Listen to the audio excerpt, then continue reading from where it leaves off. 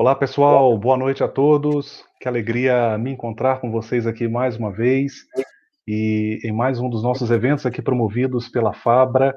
Agora, nesta ocasião, estamos hoje dando abertura aí ao nosso circuito de profissões online e estaremos aqui entrevistando alguns colegas, alguns profissionais de diversas áreas. É a Fabra trazendo novidades para vocês, é a Fabra sempre promovendo aí eventos, que inclusive tem um caráter de utilidade pública, diga-se de passagem, né? E quero já de partida aqui agradecer a todos vocês que estão sempre com a gente, acompanhando aí os nossos eventos, aquilo que a gente tem desenvolvido aqui para alcançar vocês. Hoje a primeira entrevista de uma série de outras que nós faremos aqui com pessoas de outras áreas. Estamos recebendo hoje o Dr. Jefferson Grijo, daqui a pouco vou chamá-lo aqui. Antes da gente fazer essa apresentação do Dr. Jefferson, eu vou colocar na tela para vocês aqui o site da Faculdade Fabra, para quem não conhece ainda, para você que, claro, vocês que são alunos já estão familiarizados, quem ainda não é aluno da Fabra, que acompanha aqui as nossas transmissões online, participa dos nossos eventos e de repente ainda não se matriculou em um dos nossos cursos, eu coloco para você aí o nosso site, que é o fabra.edu.br. Quando você entra no site, você tem essa visão fantástica.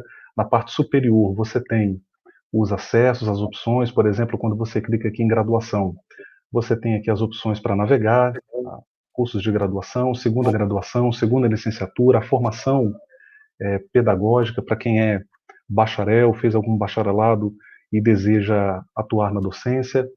Você pode também clicar aqui no Fabra EAD, vocês estão vendo, conhecer também os cursos que a Fabra oferta na modalidade de educação à distância. Aí você tem os cursos de administração, letras português, cursos voltados à área de gestão, gestão hospitalar, por exemplo, gestão da qualidade, gestão de turismo, gestão pública, teologia, claro, não poderia deixar de citar aqui também o curso de teologia, pedagogia à distância, e diga-se de passagem, com preços maravilhosos, né? Com preços maravilhosos. Então, não deixe de visitar o nosso site. Eu mostrei para vocês aqui rapidamente a, as abas aqui de graduação, Fabra EAD, tem o semipresencial também, a pós-graduação. Quando você clica na pós-graduação, você tem aqui as pós-flex, pós-EAD, nas áreas de direito, educação, negócios, saúde, tecnologia e teologia. Você tem no site aí basicamente as informações principais. Quando você entra em contato, seja aqui pelo chat de atendimento no site, ou enviando um e-mail, ou ligando, a equipe do comercial vai fazer assim um atendimento super especial para você, tá bom? Eu, sem mais delongas, já quero aqui chamá-lo, ele que é o nosso amigo, doutor Jefferson Grijo. Pronunciei corretamente, é Grijo mesmo, né, o Jefferson? Isso, isso. Era Grijó, né? Mas com o tempo foi perdendo essa pontuação nos registros. Boa, boa. Grijó. Tá joia. Doutor Jefferson, bem-vindo ao Circuito das Profissões aqui da Fabra. Quero, em nome da Fabra, agradecer a você por aceitar o nosso convite, por estar aqui com a gente. E deixo aqui esses minutos iniciais para você já dar aí as suas boas-vindas. Já temos aqui internautas acompanhando, o pessoal já está comentando aqui. Daqui a pouquinho eu vou ler e peço que você faça suas considerações iniciais, por gentileza. Tá, gente. Boa noite, gente, né? Boa noite a todos os presentes, né? Agradeço a Fábio, né, pelo convite, por esse momento, né? Ao professor Manicós, né, por essa oportunidade, né? De estarmos falando um pouquinho, né, sobre a função, sobre a profissão do historiador, né? E o projeto que esse pode propor e contribuir na sociedade como um todo, tá bom? Maravilha. Obrigado, doutor Jefferson. Pessoal, estou chamando aqui de Jefferson pela amizade, mas Jefferson, claro, a gente tem um profundo respeito pela trajetória acadêmica dele, pela sua atuação profissional. O Jefferson, ele é pesquisador da Igreja do Evangelho Quadrangular. Eu, é claro, pessoal, estou lendo aqui, né, porque o currículo é extenso, não dá para memorizar tudo, mas estou fazendo aqui, seguindo aqui o roteiro. Ele é pesquisador da Igreja do Evangelho Quadrangular no Brasil, é professor no Instituto Quadrangular em Vitória. Ele também estudou no Instituto Quadrangular no município de Cariacica, minha terra, e durante 2 anos atuou também em dedicação integral à causa missionária entre os anos de 2010 e 2012. Ele é doutor em teologia pela Pontifícia Universidade Católica do Rio de Janeiro, é mestre em ciências das religiões pela Faculdade Unida aqui de Vitória, e também graduado em teologia na mesma instituição. Ele atuou como professor de educação religiosa nas prefeituras de Serra e Viana. Ele é formador da área de ensino religioso, também na prefeitura de Viana, e é associado lá à SOTER, que é a Sociedade de Teologia e Ciências da Religião. Esse é o Dr. Jefferson. Obrigado por estar com a gente aqui. E a temática da nossa entrevista hoje, Dr. Jefferson, é uma pergunta, na verdade. Deixa eu até colocar de volta aqui para quem está entrando agora. Ó, pessoal, tá aí, ó. Vocês estão vendo o banner que a gente divulgou e a entrevista, o tema da entrevista de hoje é o que faz um historiador. Eu já vou começar aqui com uma primeira pergunta. O Dr. Jefferson, pessoal, ele trabalhou, publicou recentemente agora um livro que é resultado de um trabalho historiográfico que ele fez, né? Então, trabalhou diretamente com a historiografia da Igreja do Evangelho Quadrangular. E eu começo, então, Dr. Jefferson, perguntando a respeito desse livro, né? Você produziu um livro retratando a história da Igreja do Evangelho Quadrangular, é uma das maiores denominações pentecostais do Brasil, suspeito que uma das maiores do mundo também, né? Me corrija se eu estiver errado. E fala pra gente aí por alto como é que foi essa experiência, um pouquinho dos desafios, das vitórias, né, relativas a esse projeto maravilhoso aí. Sim. Então vamos lá, né? A obra, ela é essa aqui, né? Das tendas, a Igreja do Evangelho Quadrangular, essa obra, né? Então vou tentar aqui, de forma bem, fazer uma síntese, como foi o processo construtivo dessa obra, né? Como que surgiu essa obra e por que surgiu, né? Em um tempo da onde nós temos tanta publicação, né? Por que mais um livro, né? Historiográfico sobre uma denominação pentecostal, né? Ou para outros, né? Neopentecostais, né? Alguns vão atribuir a Igreja Quadrangular como Igreja Neopentecostal, né? Então, essa obra, ela é fruto, né, da minha pesquisa de doutorado pela PUC-Rio. Eu tinha por objetivo pesquisar o pentecostalismo na cidade, né, a questão do fenômeno urbano e a grande exceção do pentecostalismo nas periferias brasileiras, né. Só que quando eu avancei com o meu projeto, né, eu percebi que nós tínhamos pouca literatura sobre a denominação Igreja do Evangelho Quadrangular. A Igreja do Evangelho Quadrangular, ela é uma das maiores denominações do Brasil, né? Não só pentecostal, mas do Brasil. Segundo os dados do IBGE de 2010, são aproximadamente 2 milhões de membros no Brasil, né? E uma Uau. das maiores do mundo também, né? Só que se a gente não tem obras historiográficas, não tínhamos, né? Pelo menos obras historiográficas que retratavam essa igreja. O que acontece diferentemente das igrejas Assembleias de Deus, por exemplo, né? Que nós temos diversas literaturas, vários pesquisadores, mestres, doutores, têm publicado, somente nos últimos anos, né, com o ingresso de vários pentecostais no mundo acadêmico, a Igreja Assembleia de Deus ganhou destaque. Né? A Igreja do Evangelho Quadrangular, ela faz parte do itinerário histórico da segunda parte do pentecostalismo no Brasil. Né? Ela faz parte desse processo. Mas ela não foi acompanhada da reflexão, como exemplo, da Assembleia de Deus. Então, esse processo de construção dessa obra, desse livro, ele se dá justamente dessa lacuna que nós tínhamos no mercado. Né? Ela chega, essa igreja ela chega ao Brasil em 1951, através de um missionário chamado Harold Willis e Jesus Hermínio Vasquez. Eles iniciam um projeto de evangelização no Brasil. E o interessante é que as pesquisas das ciências das religiões, da sociologia e até mesmo outras áreas de reflexão já vinham citando a Igreja do Evangelho Quadrangular. Eu não digo estudando, nós temos alguns trabalhos, algumas teses, algumas dissertações, mas sempre citando a Igreja do Evangelho Quadrangular. Por exemplo, teses e artigos da USP de São Paulo, por exemplo, atribui a Igreja do Evangelho Quadrangular como ela sendo o estupim do pentecostalismo brasileiro, ou seja, aquela igreja que fez crescer de forma dinâmica no urbanismo brasileiro o pentecostalismo. Okay? Então, como foi o processo construtivo dessa obra? Nós nos vimos diante de uma dificuldade quando nós tínhamos esse objetivo, porque nós não tínhamos muitas referências a ponto de construir uma tese de doutorado. Né? Então, nós partimos para as entrevistas com pessoas que fizeram parte da história, pastores da igreja, pastores que são líderes até hoje da igreja, que estão trabalhando na igreja. Fizemos entrevista com pastores, são vários, não vou citar diretamente o nome aqui, porque foram várias pessoas que ajudaram a estruturar essa obra. E mesmo assim a história não fechava.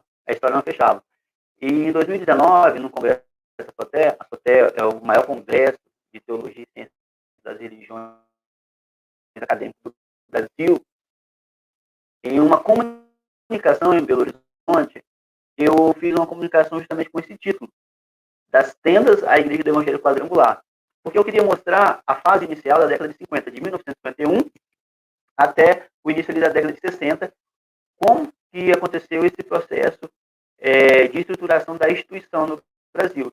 E ali, durante a comunicação, né, uma comunicação acadêmica, né, você tem a crítica, ela é sempre bem-vinda, né, mas também nós tivemos uma oportunidade, porque eu me lembro que uma pesquisadora do pentecostalismo, uma das maiores do Brasil, ela me disse assim, olha, eu sou pesquisadora do pentecostalismo do Brasil, eu conheço os estatutos todos, conheço a Assembleia de Deus, da Quadrangular, e a história da Quadrangular nunca fechou. Mas hoje, com essa apresentação, eu consigo ver um fechamento desse círculo, dessa primeira década da Igreja Evangélica Quadrangular. Ali, então, houve um despertamento, e aí surgiu praticamente um livro que tem o mesmo tema daquela comunicação de 2009, né, das tendas à Igreja do Evangelho Quadrangular, que mostra esse processo estruturativo da denominação. Por quê? Porque a Igreja chegou ao Brasil em 1951, e no seu registro, isso está no Estatuto da Igreja, ela é registrada como Igreja Evangélica do Brasil, em 1951.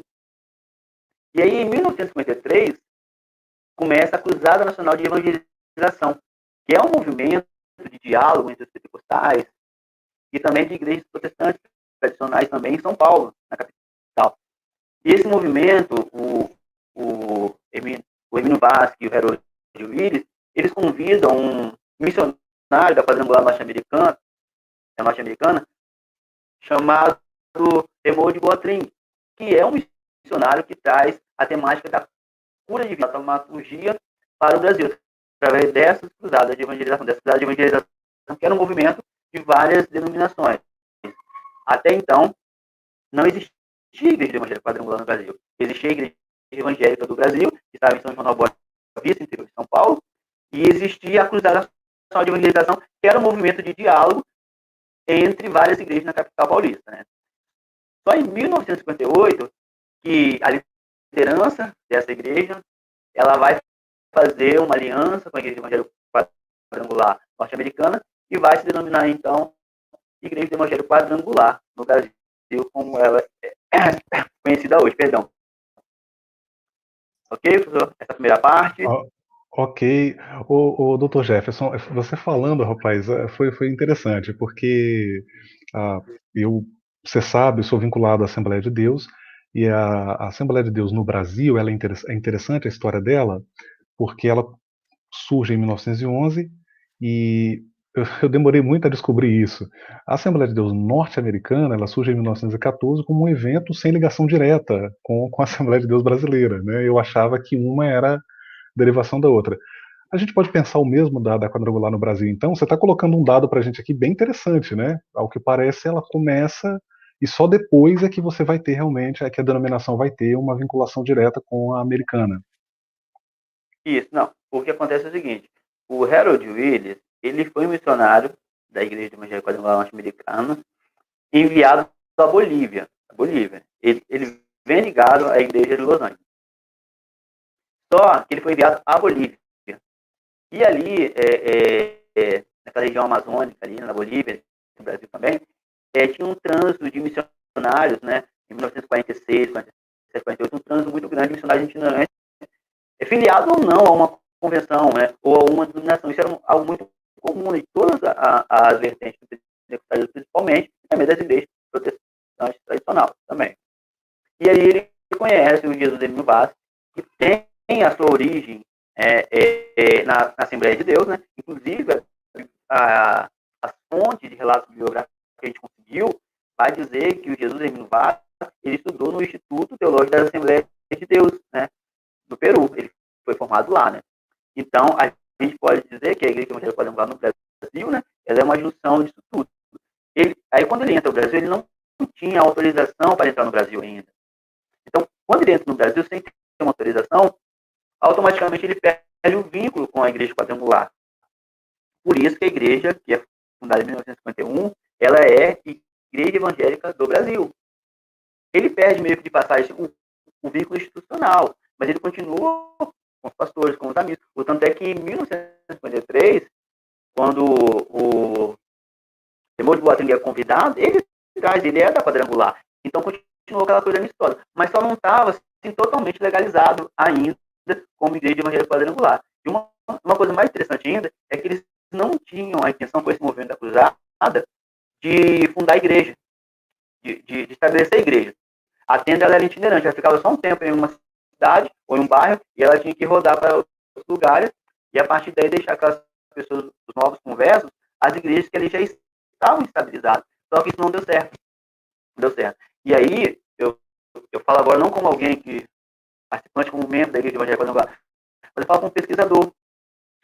Porque as pesquisas acadêmicas vão dizer que o pentecostalismo que nós tínhamos anterior, como o Dr. Rony citou, a Assembleia de Deus, Comunicação Cristã, ela não tinha um cunho muito taumatúrgico, né? A quadrangular que traz essa temática da cura divina através desses missionários ao campo religioso brasileiro. Claro que a partir da década de 60, 70, nós temos a questão do neopentecostalismo que hoje no Brasil, né? Não estou falando que as bases, as raízes, a estrutura está na Cruzada Nacional de Evangelização, mas também tem uma certa influência, algumas pessoas vão dizer que há uma certa possibilidade, e alguns pesquisadores vão colocar a Igreja Evangélica Quadrangular como neopentecostal, justamente por isso, e na pesquisa nós fazemos um esforço para deixar a Igreja Evangélica Quadrangular entre o pentecostalismo clássico e o que divide ela, o que consegue ali delimitar ela e cercar ela dentro do pentecostalismo clássico, o que diferencia ela, é apenas um marco histórico. 40 anos depois, 1911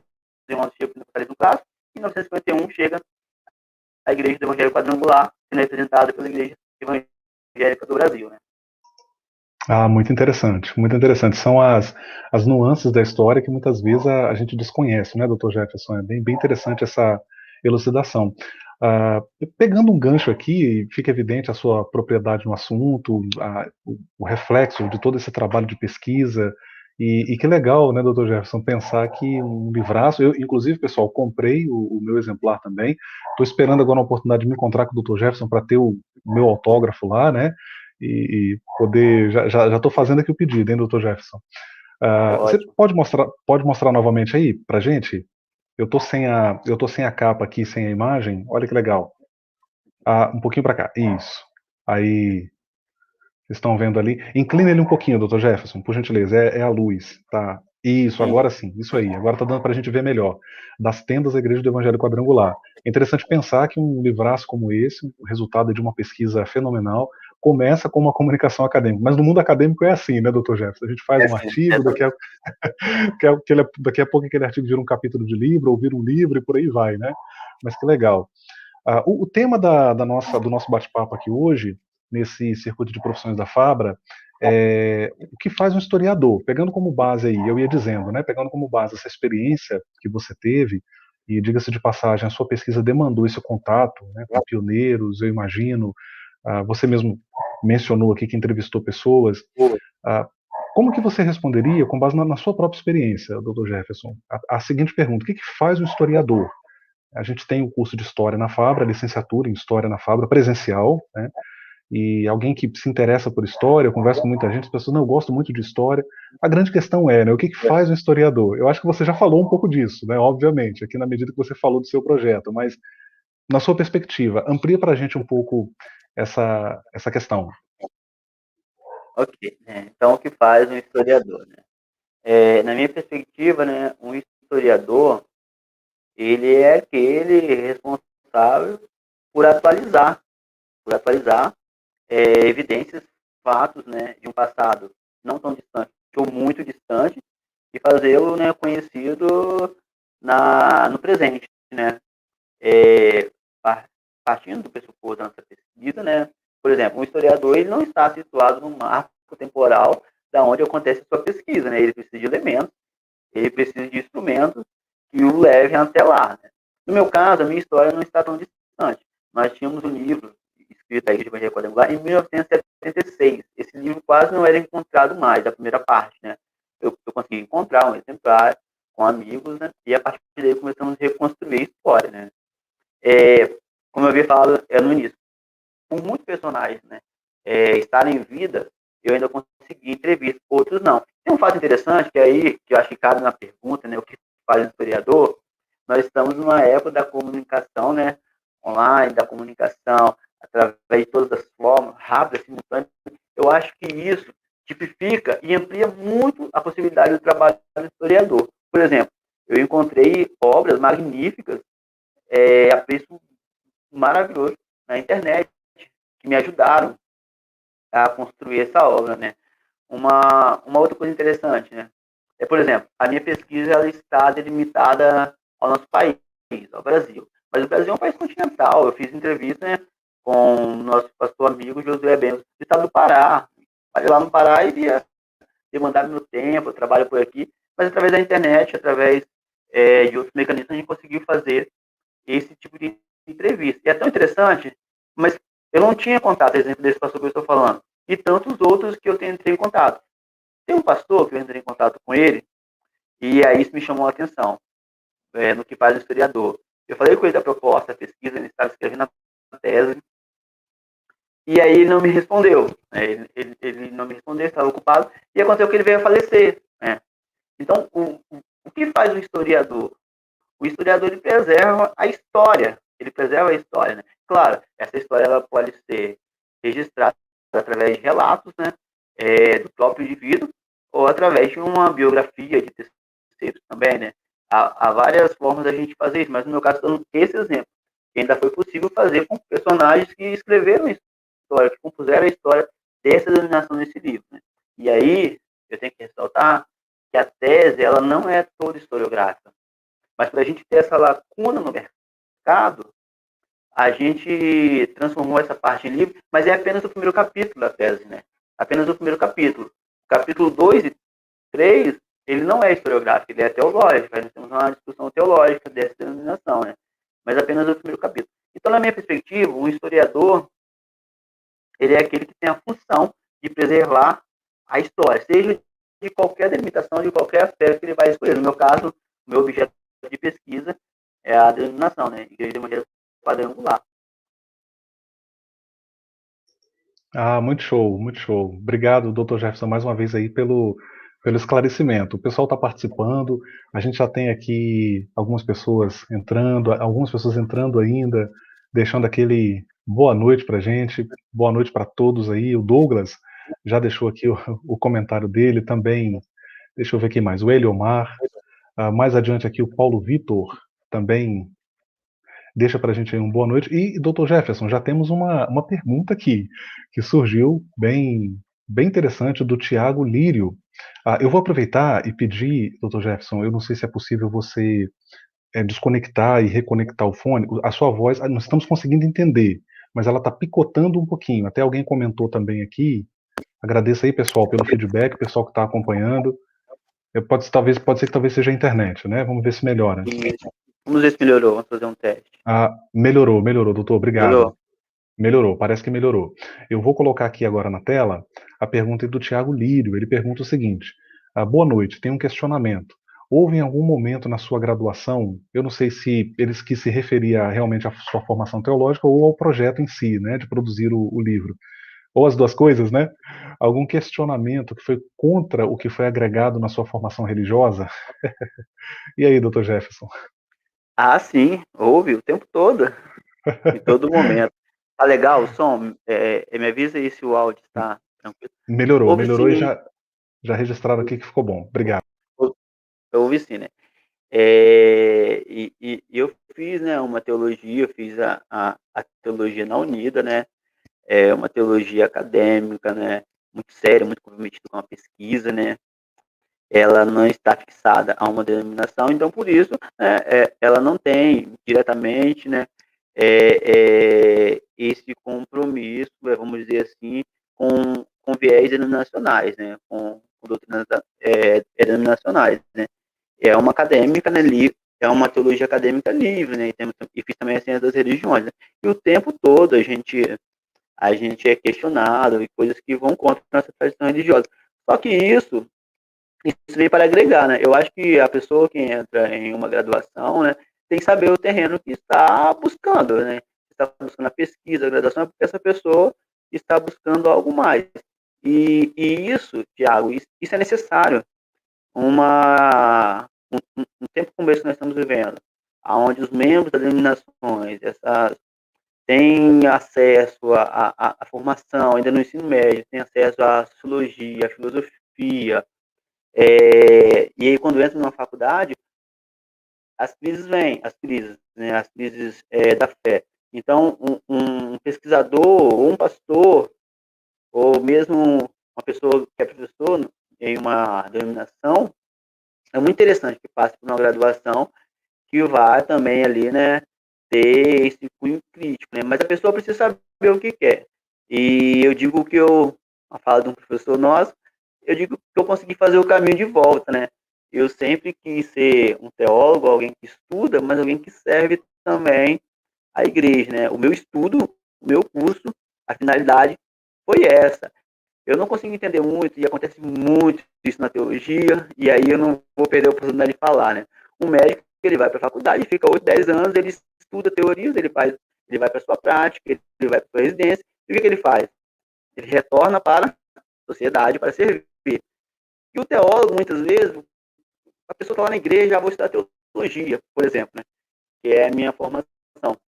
E ele vai para o seminário, vai para a academia, e dali ele não volta muito desse, né? Vai só escrever, vai só criticar.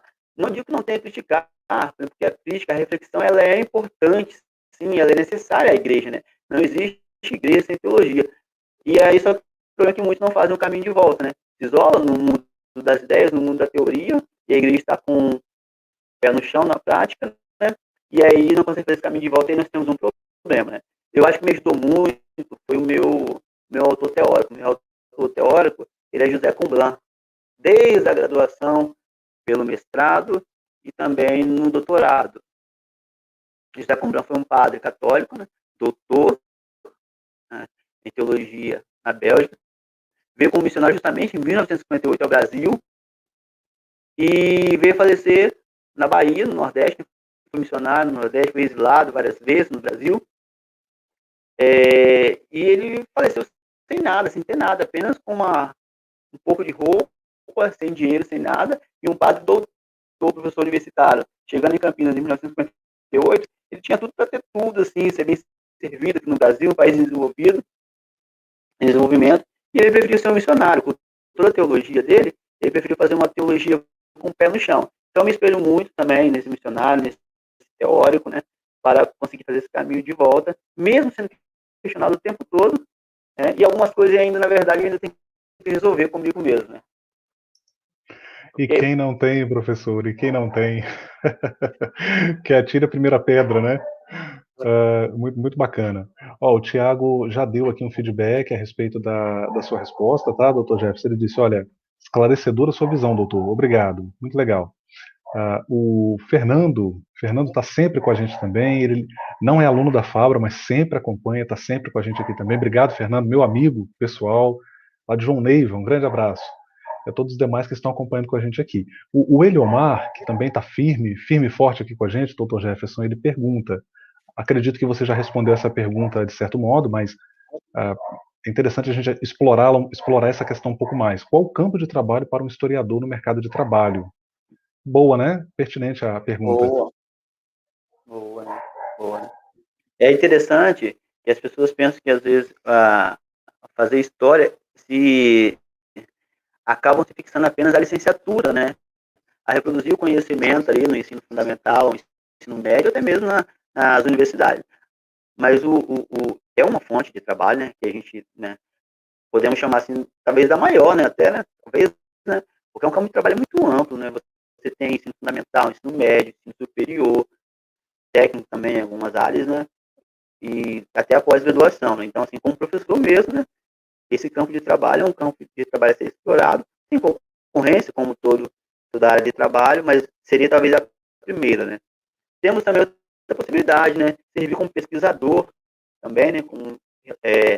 Fazendo trabalho historiográfico, trabalho de campo, que são essencial, então, ainda mais num país como o nosso, que tem uma dimensão histórica, né?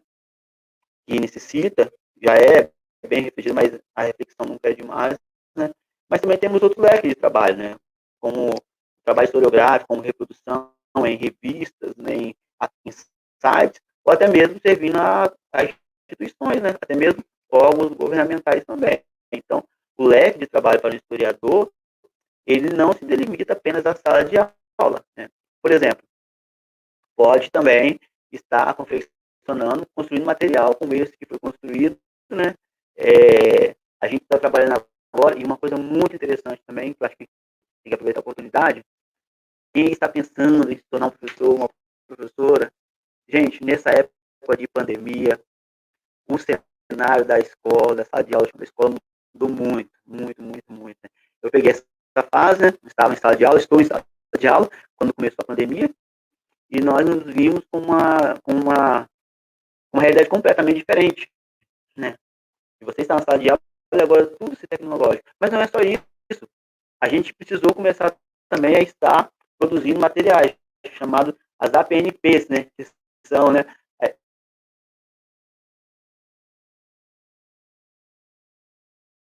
Recebendo essa atividade aí com certeza. E a produção desse material, muitas vezes, também depende, também, no caso do historiador, um professor, tem prefeituras que estão selecionando um grupo de pessoas apenas para construir esses trabalhos, né? E isso, eu creio, na minha perspectiva, não é apenas algo, apenas desse período. Eu acho que é algo para ficar, porque a prefeitura, até então, ficava muito refém, estou dizendo da prefeitura, que é a minha realidade, meu estado, ficava muito refém ao mercado editorial, comprava suas obras, mas muitas coisas também, agora, claro, que nós temos o currículo, isso vai continuar acontecendo, mas nós já começamos a ver uma outra perspectiva também de produção das próprias secretarias de educação que estão fazendo isso agora também. Então, é um mercado promissor e com a pandemia, eu acho que ele se amplia ainda mais.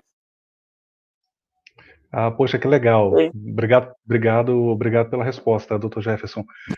Se me permite, o entrevistado aqui é você. Eu quero falar o mínimo possível, mas se me permite compartilhar aqui minha experiência pessoal, eu tive o prazer, Dr. Jefferson, todos que nos acompanham, de atuar justamente e sendo remunerado. Achei interessante, Dr. Jefferson colocou para a gente aqui que há outras possibilidades além da docência.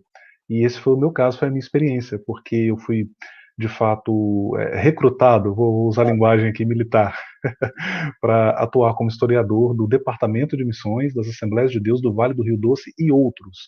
É um departamento que em 2018 completou 50 anos, e durante 2 anos o departamento me remunerava, inclusive, para fazer esse trabalho de catalogar fontes, analisar essas fontes, triar essas fontes, entrevistar pioneiros, transcrever entrevistas, e que também culminou com a publicação de um livro. Foi uma experiência fantástica aqui, inclusive naquele momento, Dr. Jefferson, a ajuda financeira que eu recebi me ajudou muito também, né? Inclusive para pagar o mestrado que na época eu fazia, e no caso eu fiz numa instituição privada, eu pagava do meu bolso, né? Então foi um desafio muito grande, uma experiência fantástica, me ajudou profissionalmente, financeiramente, né? Bem, bem legal a sua fala. Chegou uma pessoa aqui, Dr. Jefferson, que é conhecida nossa, uma pessoa muito querida da gente, a quem eu me refiro como oráculo, o mito, pastor Yara Duque, que é pastora da Igreja do Evangelho Quadrangular, foi secretária de Educação aqui no estado da igreja, fez um trabalho maravilhoso, agora está envolvido com outros projetos, junto ao ITQ também. Grande abraço. Você conhece essa figura ímpar, né, doutor Jefferson? Sim, claro, conhecemos, né? Pastor Ah, Yara Duque, né? Claro, nossa amiga, pastora, né? é isso aí, obrigado. Ela está elogiando aqui o seu trabalho, dizendo excelente trabalho de pesquisa do Dr. Jefferson. Show de bola. O Eliomar responde aqui na sequência, obrigado pelo esclarecimento, bem legal essa matéria mesmo. É isso aí.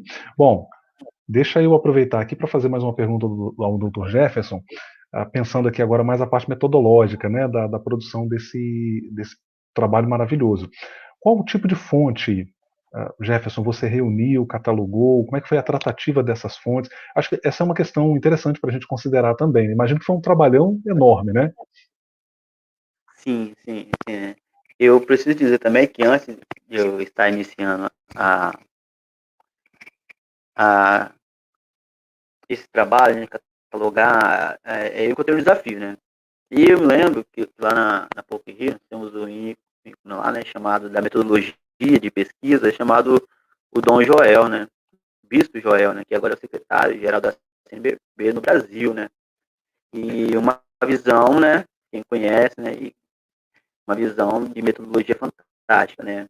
E quando a gente estava finalizando aí para pesquisar essa denominação, ele com bastante, né, expertise, né, sabe na pesquisa, ele falou assim, olha, não desanima, porque na década de 90, apareceu uma pessoa aqui fazendo um trabalho de pesquisa sobre a IURD, né, no caso aqui, Universal do Reino de Deus, e não tinha, a bibliografia não tinha nada sobre essa igreja. Ele vinha com os folhetinhos da Igreja Universal, daqueles que distribuíam no culto, e ele começou, né, de lá para cá, para quem está acostumado no mundo acadêmico, né, parece que só estuda a Igreja Universal, né, IURD, né, principalmente em mestrado, em ciências das religiões e por aí vai, né, doutorados, né, é uma igreja talvez é a mais estudada, né, a denominação aqui no Brasil, uma coisa assim, um fenômeno, na verdade, né, mas aí ele resgatou isso, né, que não havia, né, e aí eu me vi diante de um desafio, e aí eu fui seguir esses passos, né. Eu me lembro que a primeira aula que eu consegui foi em Curitiba, participando de um congresso da RELEP, né, Rede Latino-Americana de Estudos Pentecostais. Eu tive um encontro com o Iago, que inclusive, né, é o nosso parceiro da editora Recriar, que fez a publicação dessa obra nossa, e ele me apresentou uma obra de um amigo nosso chamado Mike, que tinha feito um trabalho de graduação, e ali, né, a gente viu também o primeiro trabalho. Aí conseguimos adquirir aquele trabalho, continuamos. Depois também eu estive em Belo Horizonte, no caso, a gente chama a sede administrativa, né, conselhos estaduais da Igreja Evangélica Quadrangular.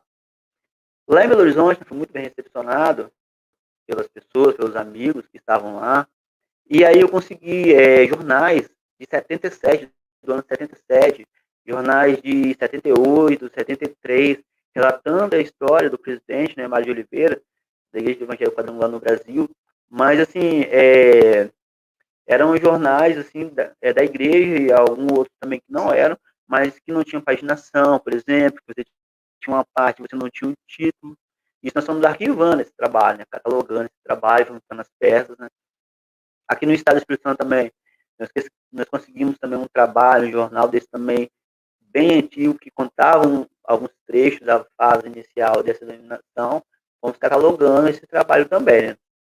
E aí uma segunda parte dessa pesquisa, então nós temos, né, obras bibliográficas, algumas, mas que somente essas obras, para quem está acostumado com o trabalho acadêmico, nós sabemos, né, que a gente não consegue sustentar, escrever um parágrafo com uma única obra, ou uma ou duas, três fontes só, nós temos que ter uma vasta variação de fontes, né, mesmo nós tenhamos as nossas fontes primárias, principais, mas nós precisamos ter um leque de aproximação ali e de ampliação ao mesmo tempo, né.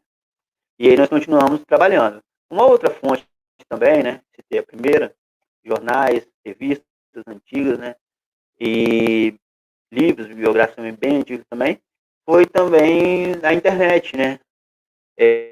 Alguns blogs antigos também, bem antigos, que já nem estavam mais, né, eu nem sei se os usuários, né, os proprietários, se davam conta deles, mas aí nós conseguimos algumas coisas, algumas informações, né, e conseguimos citar essas informações também, né, e aí a gente foi cruzando os dados. Por exemplo, assim, eu não tinha certeza se, aí eu vou citar um fato aqui, eu não tinha certeza se o Jesus Hermínio Vasquez, ele era quadrangular ou assembleano. Uma fonte me diz que ele é quadrangular, aí uma outra fonte me diz que ele é assembleano. Eu não estava lá. Como que eu vou levar para o mundo acadêmico uma informação dessa? Eu tenho que provar essa fonte, né? E aí a gente vai cruzando as informações. E aí, no meu caso específico, né, eu tive essa contribuição muito grande, que foi as entrevistas. Que foi as entrevistas, né? Claro que o entrevistado, muitas vezes, ele reproduz a história, né? A história ali, oral, que ele ou ela ouviu falar, que geralmente, né, é mais ampliada na denominação. Só que como nós já tínhamos um material fichado, catalogado, né, a gente fechou da forma que a história ela parecia mais coerente, né? E aí, claro, né, nós fomos ali, fizemos um trabalho de forma imparcial, né, com um trabalho acadêmico, claro, muito sério, né, e quem conhece a história, né, da examinação, talvez um membro vai dizer, mas essa coisa não bate assim, né, não é dessa forma. Ou talvez até no mundo acadêmico, algumas pesquisas vão dizer, não é dessa forma. Mas o que nós temos que entender, que nós conseguimos aqui nesse relato historiográfico, é que nós conseguimos uma contribuição interna da denominação, foi muito importante, e nós conseguimos também uma pesquisa ampla do mundo acadêmico. Então, nós produzimos um trabalho que houve uma certa parceria. E o fruto, o extrato dessa pesquisa é justamente essa junção de obras, né? Essa junção de relato histórico, de obras catalográficas ali, nós conseguimos de biografia, de jornais antigos que comprovam alguns fatos, e também algumas coisas online, né? Então, é uma mistura dessas fontes mais variáveis possível, né? Então, ao final de tudo ali, a tirar a prova de todas as informações, se produzir um material, né? E na nossa visão, na nossa perspectiva, a gente achava que tinha uma linha, um fio condutor mais coerente, né? Com a realidade da religiosidade brasileira e também com a denominação. Ok? Você falando, doutor Jefferson, me fez lembrar um episódio parecido também que eu vivi. A gente tinha uma informação de uma fonte que afirmava algo, outra informação, e a gente foi tentando justamente triar para chegar àquilo que a gente entendeu ser mais confiável, né? Como você disse, nós não estávamos lá, então só nos resta analisar os dados disponíveis. Não, muito legal, muito legal.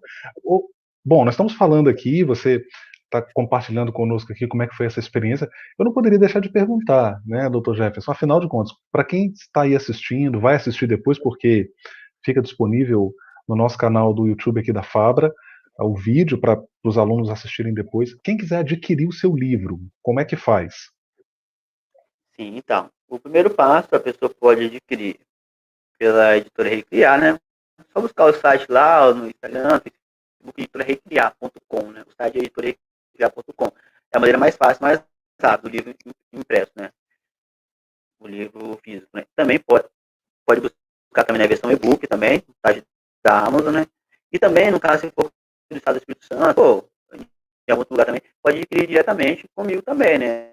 Lá no nosso Instagram tem um link na bio, né? Que a pessoa também consegue adquirir também a obra também. Tá bom? Show de bola. Estou colocando na tela aqui para o pessoal poder ver. Sim. Escrevi correto aí, doutor Jefferson? Tá certinho? Isso Ah, mesmo. Recriar. eu coloquei. Perfeito. O site da editora Recriar ou lá pela Amazon, ou podemos colocar, já posso colocar aqui também o seu endereço no Instagram. É Jefferson, não é isso?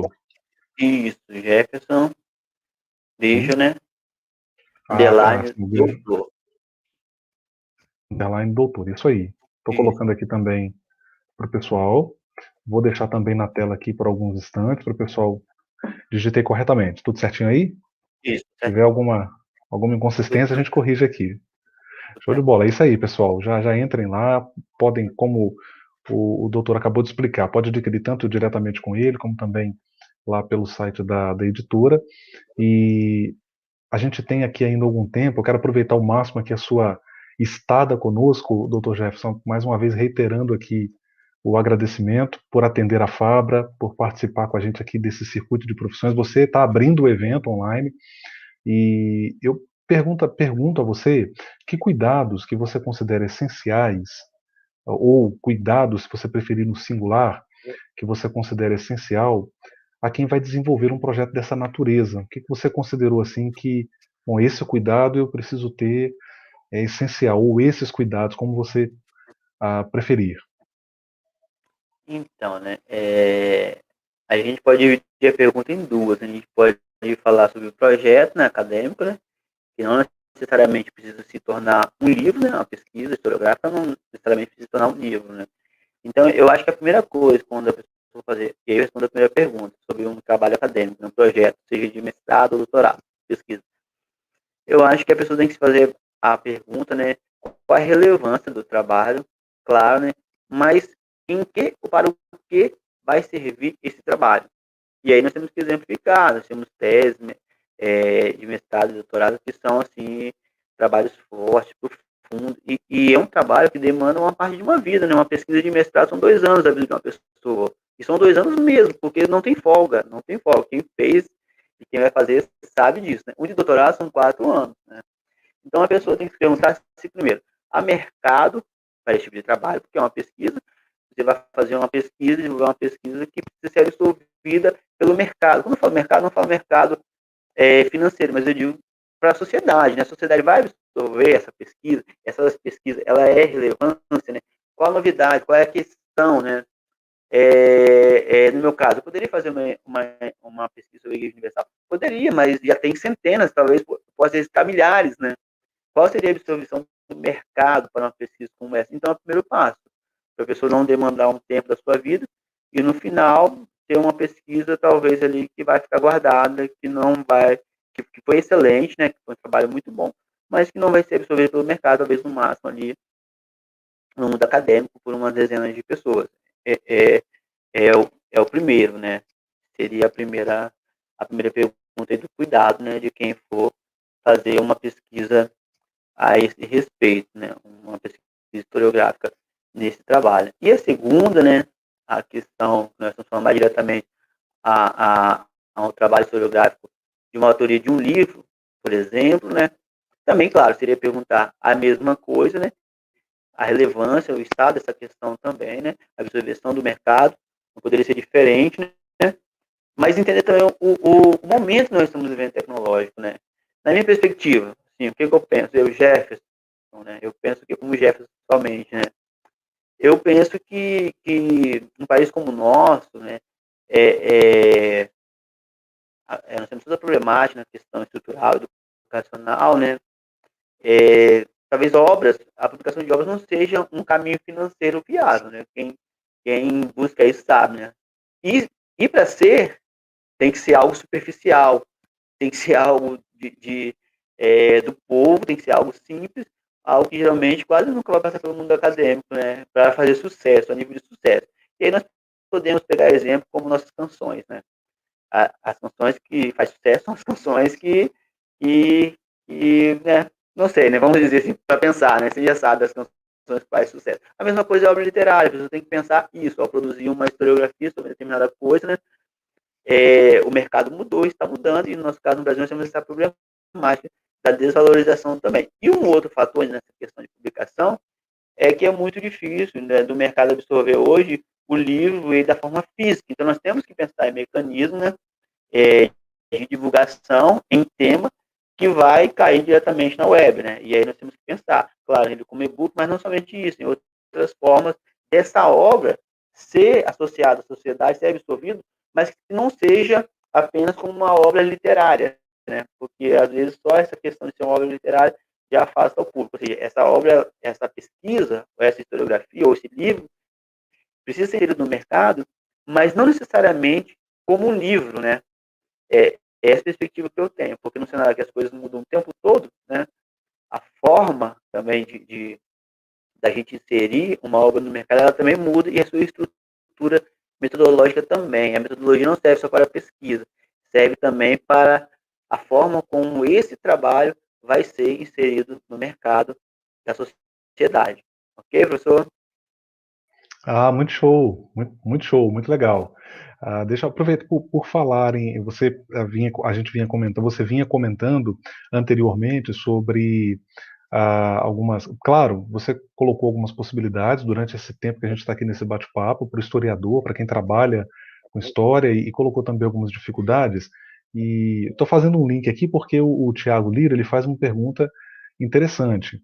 Ele vai perguntar assim, doutor, de todo o seu currículo, qual a sua graduação, ou imagino que ele esteja querendo dizer, qual a sua formação demandou mais esforço e qual você considera mais importante?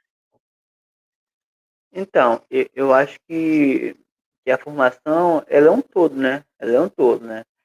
Eu não teria o título de doutor se eu não houvesse iniciado, aí eu digo o ITQ em Cariacica, né, em 2005, né, um curso de 1 ano e meio, 2 anos de engenharia quadrangular, porque é o início do aguço teológico da pesquisa, né, e depois, né, a graduação na Unida, 4 anos, né, foi uma coisa diferente. Imagina que eu li meu primeiro livro aos 21, 22 anos de idade. Então, você imagina, né? Uma pessoa de periferia, né? Bairro de periferia de Viana. Eu, aos 15 anos de idade, eu comecei a estudar no noturno, trabalhava durante o dia, já de carteira assinada. Mas eu tinha uma coisa que eu não queria parar de estudar. Eu ia para a escola, não aprendia nada, cansado. Né? E aí você retomar um tempo depois em uma graduação, então foi uma realidade nova, no meu caso, né? Ali no meio de pessoas, intelectuais, né? A gama dos professores, né? Uma coisa excelente. Então foi um primeiro desafio muito grande. O mestrado também foi um desafio diferente, porque você demanda de pesquisa é completamente diferente da graduação. O aluno tem que ter pernas, tem que ser um pesquisador mesmo, senão perde prazo, não fica para trás, complica a vida dele todinha e do orientador, né? E o doutorado, no meu caso específico, né, por ser daqui do Estado do Espírito Santo, o doutorado ter ocorrido na PUC-Rio, e não é um doutorado online, né? Eu tive que cumprir créditos no Rio, né? E aí talvez eu acho que o mais dificultoso, né, nesse processo, nessa primeira fase, eu acho que aí foi o doutorado nesse aspecto, né, nesse aspecto logístico. Por quê?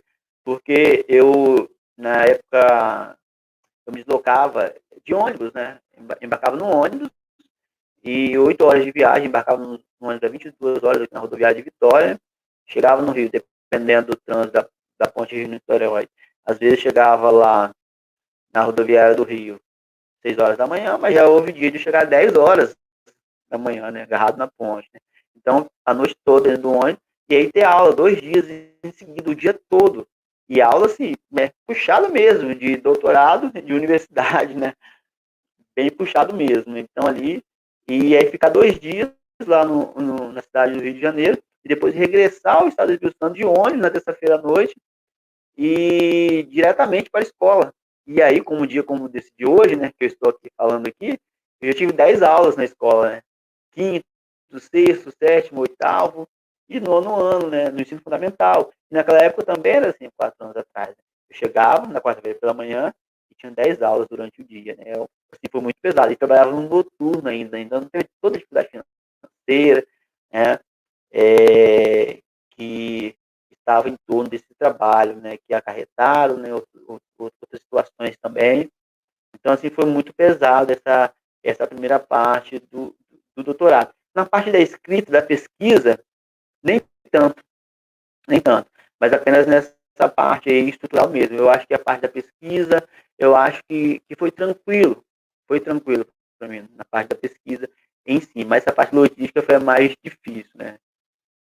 Ok? Ah, isso me faz lembrar aquela frase, Dr. Jefferson, para quem não sabe a que porto quer chegar, nenhum vento será o vento favorável. Então, fica para a gente aí como inspiração, o esforço, né? Parabéns aí pela vitória. Vi lá no Instagram você segurando lá o diploma do doutorado. A gente aproveita aí para parabenizar pela conquista, pela bênção, né? Por essa grande vitória. A última pergunta, sei que o pessoal está gostando, estamos tendo aqui várias participações, mas a gente precisa caminhar para a conclusão. E a última pergunta que eu quero fazer, Dr. Jefferson, é a seguinte: além dessa contribuição que é muito evidente, que é a contribuição para a igreja, e mais especificamente para a denominação, a Igreja do Evangelho Quadrangular, que foi o seu recorte de pesquisa, mas você acredita que uma pesquisa como a que você desenvolveu, ela contribui também para a sociedade, de modo geral, e se sim, de que maneira? Contribui, sim, claro, né? E aí eu preciso situar mais uma vez, né, que eu sou professor de ensino religioso há 5 anos já no município da Serra, né? E também em Viana, como o professor ele citou bem. E também sou formador da área, que no caso em Viana tem 3 anos já, né? Formador é aquele professor que trabalha coordenando a disciplina no município, né? E aí o que a gente vê com os professores, né? É, um, é, uma, é é uma luta diária do professor de ensino religioso, porque a matéria de ensino religioso, a disciplina, é aquela matéria que ela é sempre questionada na escola, aquela matéria que faz pensar, aquela matéria que às vezes o filho de uma pessoa religiosa não quer aceitar, uma pessoa que não gosta desse tema, não quer que meu filho estuda, então estamos sempre ali.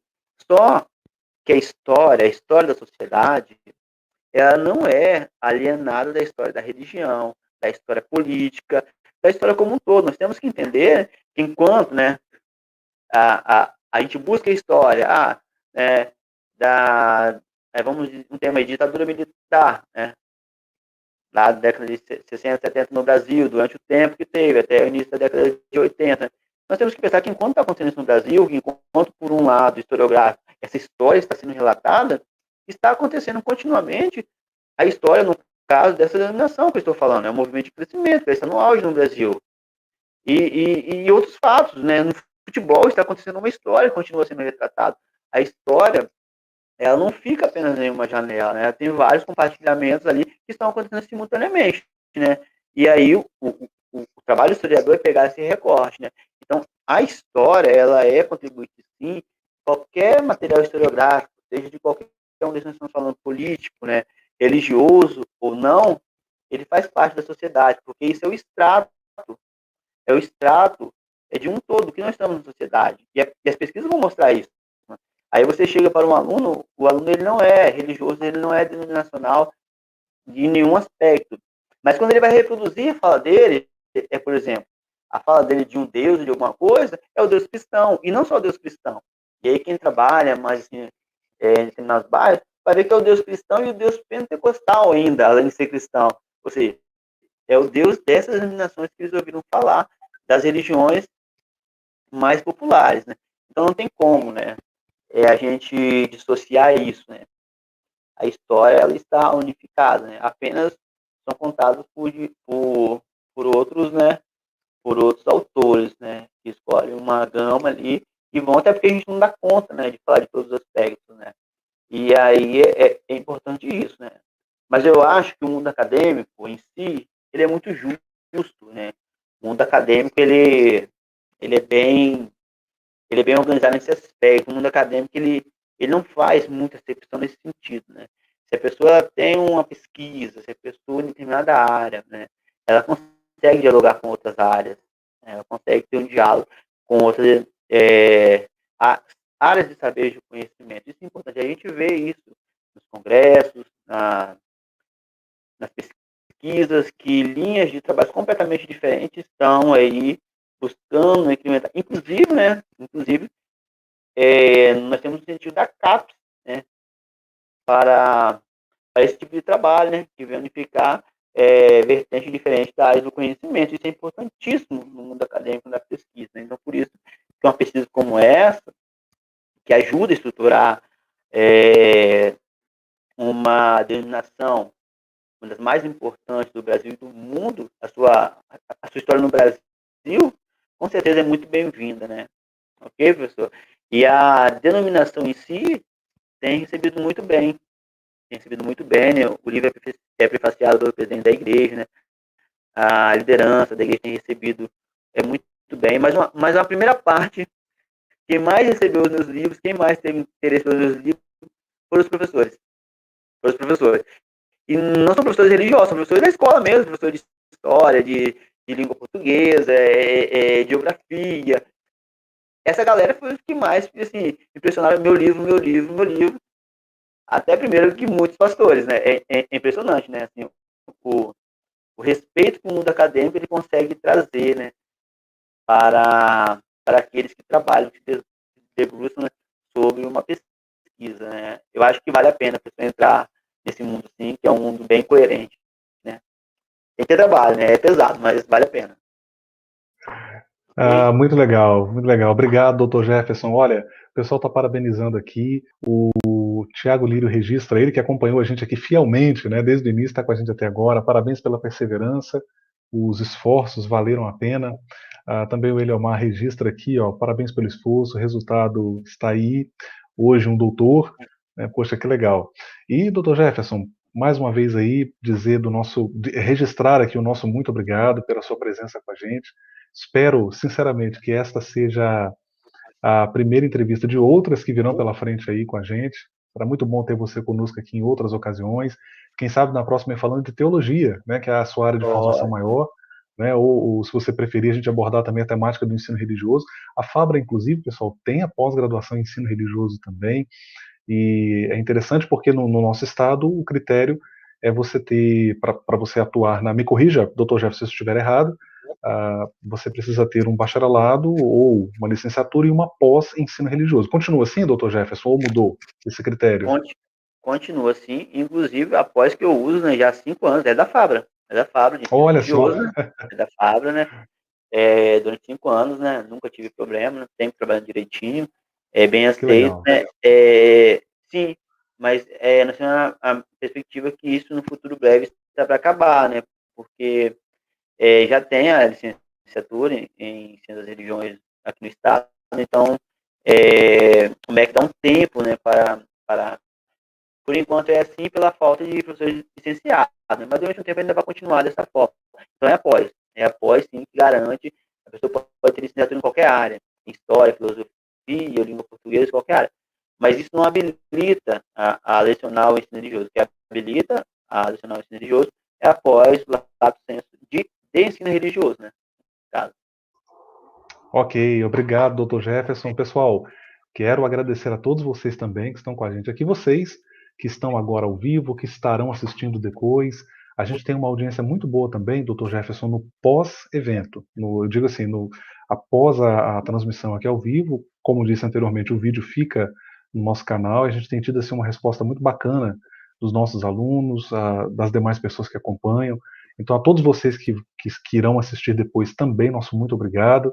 Obrigado a vocês que estiveram conosco aqui ao vivo. Lembrando que eu deixei aqui, pessoal, o link no chat aqui de comentários do YouTube, deixei o link para você preencher lá o formulário. Vale ressaltar que esse formulário ele expira, né, porque só vai receber o certificado de hora complementar quem esteve aqui ao vivo participando, ok? Então corre lá, já preenche, faz o seu registro lá, que a nossa amiga Franciele vai computar isso lá e emitir para você depois o certificado. Doutor Jefferson, suas considerações finais.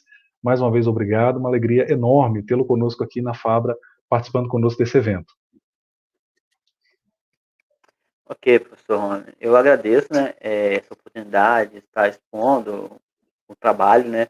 A gente está, assim, nesses últimos dias, desde quando chegou o livro, né, a gente está com esse trabalho de divulgação, saindo, fazendo, atendendo, e é uma oportunidade ímpar, né, estar aqui no canal da Fabra, né, uma faculdade, né, grande, desse porte, tem diversos cursos, né, tem vários amigos, né, que hoje estão empregados, que mudaram de profissão, né, através desse curso, né, eu também sou um desses, né, eu tinha uma outra profissão, né, então é uma oportunidade. Fui estudante da Fábrica, né, e agora está aqui também compartilhando, né, que a gente continuou a pesquisa, que se tornou esse livro, né, sendo muito bem aceito, e aí fica a dica aos nossos colegas que estão assistindo no canal da Fábrica, para que possam aproveitar a oportunidade, né, no mercado de trabalho.